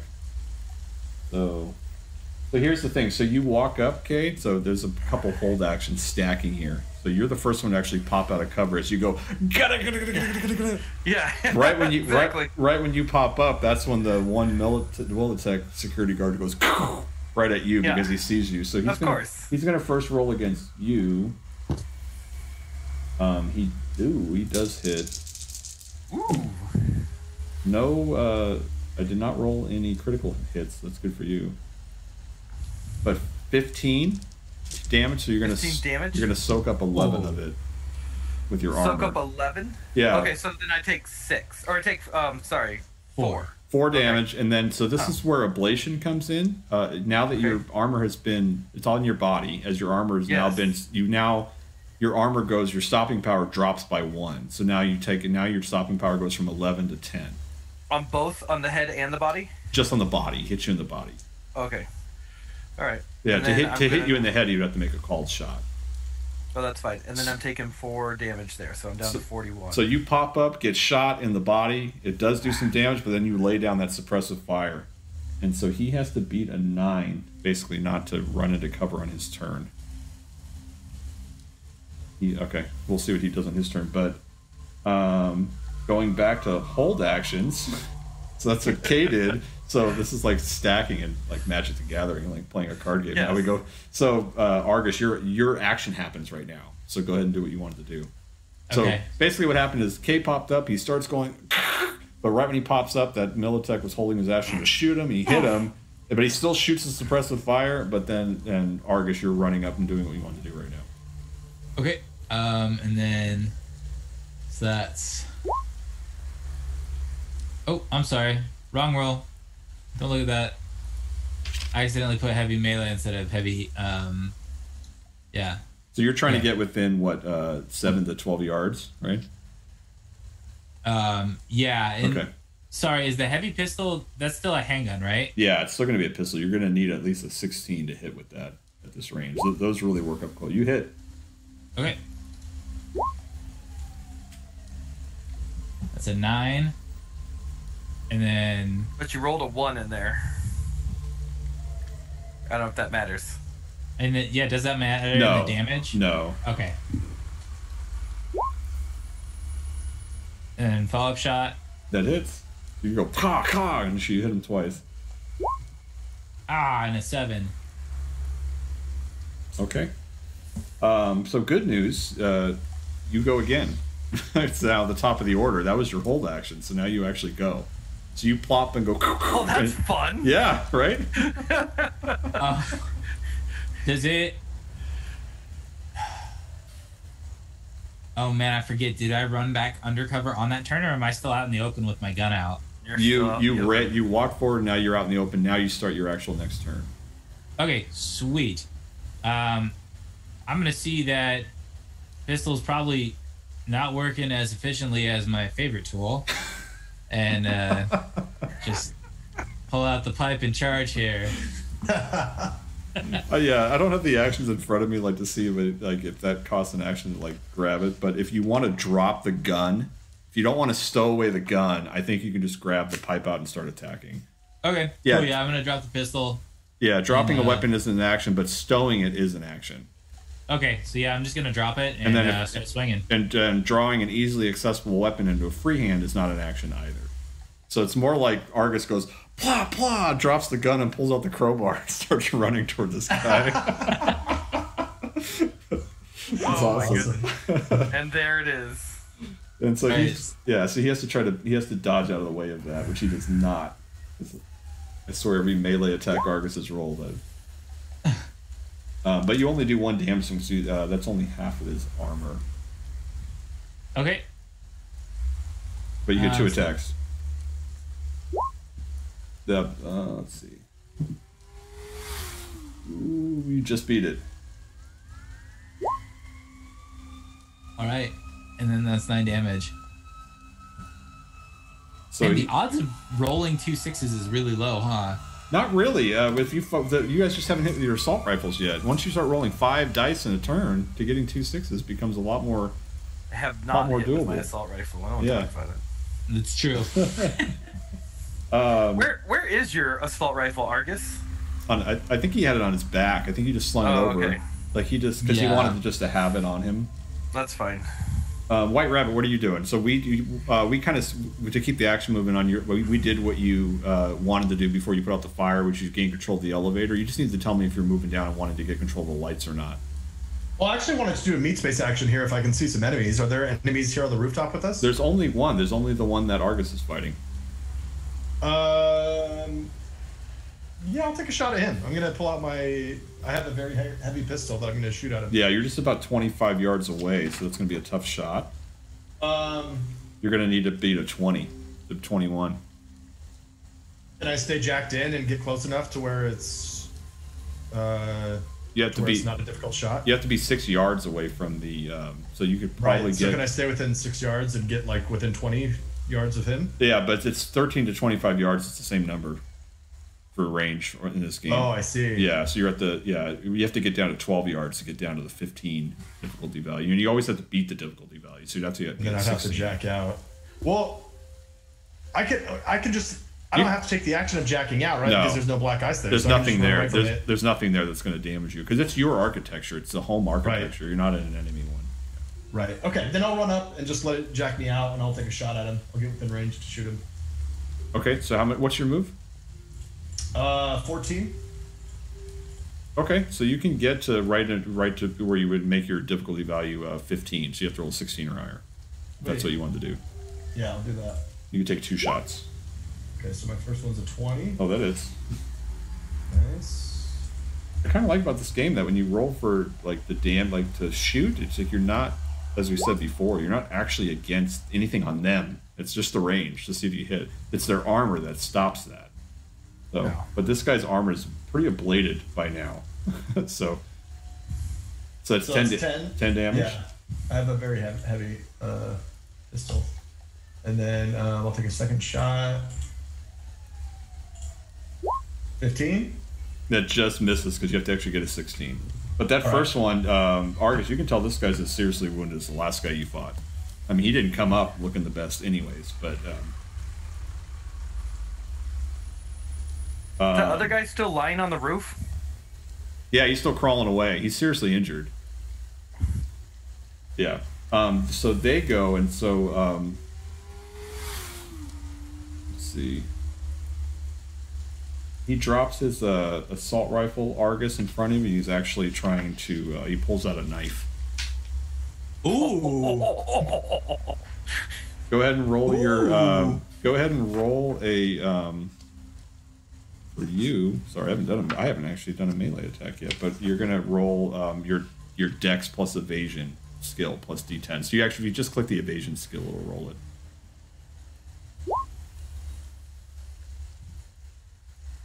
Is that an 18? Mm-hmm. Oh my God. So yeah, you see him. So the first one, you see him. You see the shine of the knife in the rain and the moonlight, and you move out of the way. He does it again because he does get two of them. Roll that evasion again. Oh. Is that a 22? The critical success. So yeah, so he drops the assault rifle, and you hear this. He goes, and he tries to come up under you with this big knife, and I rolled good too, and you still dodged that. So nice, yeah, Argus did pretty good. Argus is apparently a hand-to-hand combat guy. Yeah. So the other Militech agent, starts army crawling basically, but not with purpose. More like just getting away. Kay, you're up. All right, I'm gonna take my assault rifle shot at this guy who's now brandishing a knife. Okay. Yeah, and by the way, melee combat's all within 0 to 6 yards of each other, so when you see two people fighting, this is why I don't put a negative modifier for you shooting at them, because they're moving around, like, stabbing, so like Argus would be jumping back, and as he's doing that, that's when Kay could go boom and shoot at him. Same thing with White Rabbit. But a 17 hits, so go ahead and roll. Yes! Finally! Alright, let's do some damage. 5d6? 25 and 3 sixes. 3 sixes? Ooh, okay. 6 Sweet. Okay. Well, this is a bit of an overkill, but I like that we did it so you can see how the critical hit works. This is when his head explodes as I shoot him. So, I'd like you to... we're going to go to the... So basically what happens is you get a critical hit to the body. So okay. Go ahead and roll 2d6 for me. There's a chart basically that I look on, and that tells me what actually happened with that. R/... How do I do that? 2d6? You can do the advanced dice roller. If you're in roll 20 on the left hand side, it's just the... I am. It's the... I see it. Yeah. Advanced dice roller. Just click the 2d6. Okay. There we go. 1 and a 1. Oh, that's rare. So your assault rifle dismembers his arm. It shoots right through. His arm that's holding the knife, and he just goes ah, and it's like hanging on by like a piece of meat. A 2 is sinew or something. Yeah, a 2 is. So he automatically takes 5 hit points directly to his body, no armor applied. Which, by the way, your 25 damage already is enough to kill him. So this is like shoots off. He's just he's holding onto his arm and it's shooting out blood, and he just falls down in shock, and he's going to go into death save mode where he has to like roll to see if he stays alive. Fantastic. But you basically with that shot just blow off his arm basically. I like this assault rifle thing. You should try not to get hit by it, Argus. Yeah. So you see the danger with it, right? I mean, this could have equally happened to you if I had rolled that at all tonight. But a 2 is very rare. So that's a dismembered arm. It's pretty much almost the worst you can do with a critical injury. So fantastic. So with that, we can drop the initiative as you guys on the rooftop, anyways. So we don't have to go in turn order, but that's what happens. The guy falls down. I'm not going to keep on rolling. Actually, I already rolled and he died, so I rolled a 1. But so he's just on the ground. He's holding onto his arm, and he's bleeding out basically. with that, he goes into shock and he goes unconscious as he bleeds out on the rooftop. You still have one live body that's basically crawling away. All right. I said we go over to him and say and start questioning him, like how many people are here and what's going on in the building and who are you working for? You know, so you want to go do that, Argus, with me? Yeah, let's bring your pipe. Let's do that. And I don't know if it's gonna come into play here, but you know, I could take the lead on questioning him if he's gonna try to dodge our answers here or not. Is this, sorry, out of game moment, is Cyberpunk like you have to roll like checks to get good answers out of people, or not so much? No, it's more like I mean, there's just questioning using your cool, using like your reputation. If you're talking about using pain, there's an actual resist torture skill. So it's really on him to basically how long can he stand without without giving away the information. Oh. And I have a +2 to human perception and interrogation checks. Exactly. Well. Yeah. Right. Okay. Huh. Fun. Well, let's team do it. Let's question him. All right. I'm gonna pull out my. Oh, I still have my assault rifle. What's more intimidating, assault rifle or a pistol? I'm gonna pull the pistol out. I'm gonna hold it. What's like, more intimidating? Come up next to him, and be like, I'm just gonna like place it on his chest and be like, all right, buddy, you got about 3 seconds to answer some questions for us. So he's he's all wet. He has looks like he has blood on his face. His body is pretty jacked up from those crowbar hits. He seems like he's struggling to breathe a little bit, almost like he might have collapsed a lung, possibly, though that would be one of those critical hit things. But still, he's pretty banged up. I mean, he's a seriously wounded state. We got a doctor downstairs, and he can come help you, but he ain't gonna help you if we don't tell him to. Okay, what do you want to know? Argus, go. How many people are with you? Just the 3 of us and the runner. And what's your assignment? Clear the building. I didn't know it was going to be like this.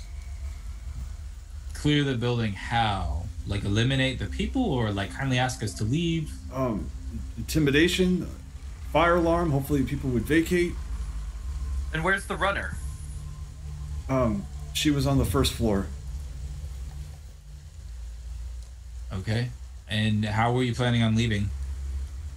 Radio, get the helicopter back, or just wait for the demolition squad to arrive. When are they due? Well, there's people here. We're supposed to make it easy for them just to blow up the building. Yeah, when are they coming, though? They're not going to come if there's still people here. Oh. They're just the construction crew. So you had to clean us out first, like vermin out of a sewer, before you could send them in so they could be all nice and pretty and everybody be gone for you. Is that what you're saying? Well, I just work here. I just get paid. I didn't know it would be like this. Yeah, I'm sure you're not getting paid for that bullet in the chest. You know what I'm saying? With that, it's his eyes like he's like, are you gonna kill me? I'm just doing my job. Your job involves shooting at us and trying to kill us? I'm not entirely sure about that. This was supposed to be easy. I didn't know that you guys were going to be so heavily armed, and after you already killed someone outside, I thought, well, you would be scared and you would run off, and that's what they thought anyways. This has been a horrible, horrible night for myself. Can I just go? Who are you working for? WorldSat, man, WorldSat. And who told you to come do this job? I work for Militech. They hired us. Yeah, what's their name? I don't know the name. They said just go to the building and clear it out. You're no use to us if you can't give us some names. He's pretty useless. I think Crunch knew the name. I don't know the name. Crunch. And how do we get... Is Crunch still downstairs, or is she split? I don't know. Well, you came back up here. Oh, no, you're the guy. Never mind. You're the guy who was up here already. What do you want to do with them, Argus? Well, Okay, I think he's more useful alive than dead at this point, and if he's smart, he'll keep himself useful. Useful like the other guy? Like Dale? Well, we saw what happened when he stopped being useful. Yeah, did you see that? Shot that little punk. Let's keep him with us and figure out what happened to his buddies. So there's only 3 of you, so we've only killed 2 of them. So where's the third guy? Let's go see what happened downstairs. All right. Let's go. Oh, Seth is gone. I was gonna tell him to go. He's he's probably not going to be able to join back. So we'll finish up this part. We're at the very end of this, anyways, and so. Okay, so let's go send for the doctor over the rails. You want to go get him, or you want me to go get him? I got it. All right. All right, come on, Dr. Carver. Let's go. So Dr. Carver's is when you look down on over the rails. He's on the second floor. There's a very dead Dale there as well that has 2 bullet wounds in him, and Dr. Carver's just kind of like, he's still in his bathrobe and his bunny rabbit slippers with a smoking gun, and he's just like shaking in the rain, and part of it is shock too. He's like, sure, I just killed a man, and so he almost seems in shock the fact that he just killed somebody. Yeah, you did what you had to do, Dr. Carver, and we thank you. He was unarmed. I didn't know he was unarmed. He came down the stairs. He came falling down. I thought he was coming at me. I shot him. Well, he was surveying for Militech, and they were definitely going to blow up your home. Oh, corporal bastards. Can I go back inside? Is it over? We're not sure. We haven't located the last one. I think you'd be safer with us right now. So he agrees to that. All right. Yeah, come on up, and we're gonna work our way downstairs and figure this out. Okay. So what do you guys do? Are we gonna have the doctor work on him? You think we should have the doctor waste his time on this fella? Well, maybe he can earn it. I can just call in I'll just call in my trauma team pals. They'll charge Militech or whoever they work for the 500 Eurobucks to take him off to the hospital. Yeah, but what's to say they're not going to come in with another 6 or 7 of you guys? The trauma team doesn't do that. The trauma team, that's not our business model. We come, we pick up the wounded, we take them to the hospital. That's it. That's what our patrons pay us for. All right. And you know this to be true. Basically, if someone calls in the trauma team, they come with their own security. Basically, their only job is to extract or work on the wounded, and they usually have a payment scale. You have a silver or a platinum membership, basically, nice. and you basically come in, they patch you up, or they take you to the hospital, they fly you off. And so if he calls in the trauma team, they will just transport that dude to wherever he needs to, whatever hospital they go to. All right. So I'm gonna take. Does he have a radio, or is he using his? I mean, he must be if all the comms are down, right? He was using it. It seemed to be some type of short circuit radio, some type of something within their own. Yeah. Okay. So I feel like we should go investigate downstairs before we go do that. Let's take his radio from him. Mm-hmm. I'm gonna pick up the clip from the guy who had the fallen assault rifle and pocket that. I don't know how much is on there, but Okay. I'm down to like 11, so So Dr. Carver says he goes, my agent's not working, but he has another one for the trauma team. He goes, this one's always working. They can't shut off our communication. So am I calling the trauma team? Oh. Yeah, sure. So he's going to go up to the rooftop. So. Okay. And he basically goes to you, Kay. He's like, "Here, have this," and he kind of dumps the handgun. Sure, absolutely. He doesn't want it. So no. So with this though, we can kind of. You guys are just interested in exploring the third floor. What happened there? Yeah, like going down and exploring the third floor and seeing what happened to Judy. Was it Judy? Was that her name? Gina. Yeah. Gina. Okay, so basically we can kind of wrap this up. I'll just kind of describe what happened. So Dr. Carver walks up to the rooftop. He calls the trauma team. Even though the agents are down, that somehow the trauma team doesn't affect their communication. So he's able to call in a trauma team force that he regularly works with to extract that the Militech security that you left alive.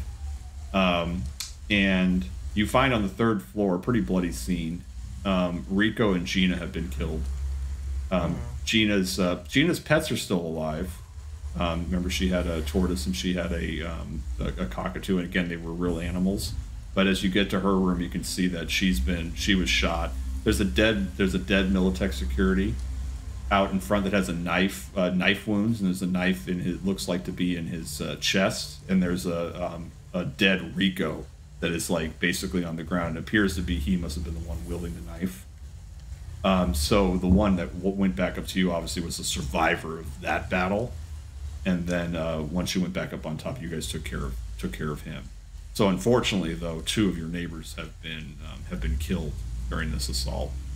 So the trauma team does pick up the Militech survivor up on top, and you don't know what happened to Crunch. That's up for another day. The only thing you know is Molly and her crew say that someone walked out. It seemed to be a young woman with a hood on, a very basic dress with jeans and a hood, a hoodie, and hands in her pockets. Just quietly walked out of the apartment and walked down the street. They didn't know who she was. Possibly she might have been a resident on the 1st floor. So maybe Militech installed her in there a day before, 2 days before. You don't know. But that person walked out the building, and Molly didn't think anything of it at the time. So there is still Crunch out there somewhere if White Rabbit ever wants to track her down. So she walked, but she did escape. She walked off, but it's presumably a hired net runner, basically. And you would wait to hear any news on your agents. The agents do come back online within a few hours. That appears to be another part of the planned attack, just to shut off this block. Really what it was is they didn't expect the defense that not only you but your apartment mates put up as well. And they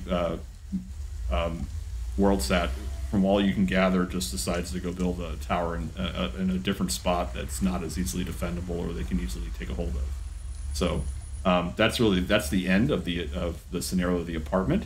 Obviously, there's some stuff you can do after this, as far as if you want to go after Crunch, or if you want to learn more about why WorldSat was doing any of that we can leave that up for another day. But eventually.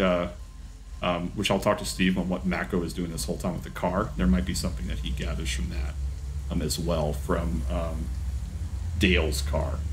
So since he was going after Dale's car, which we can get to next time. So, Dale. But with that, I will remind you that I will remind you that that the rent is going to be due here in about a week.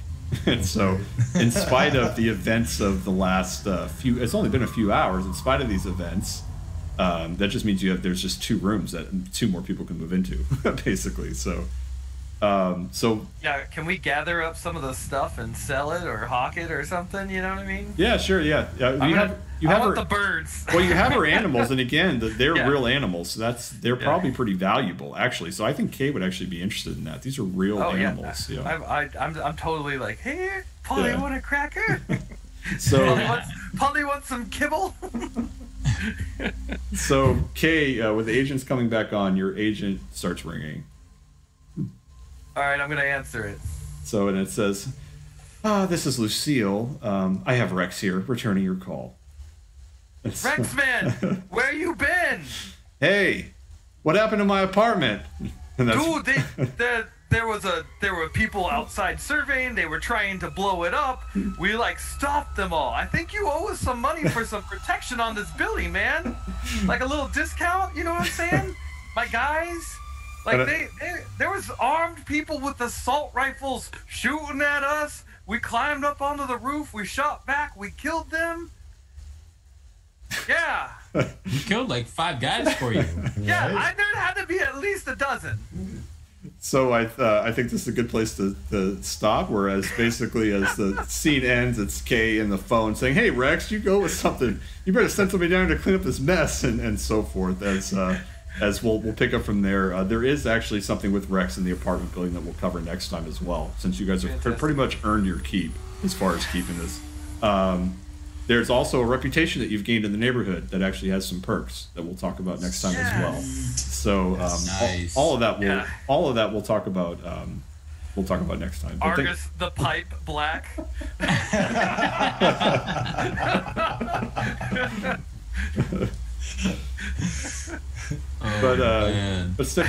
But thanks guys for playing, and I will see you next time. Bye. Bye, everybody.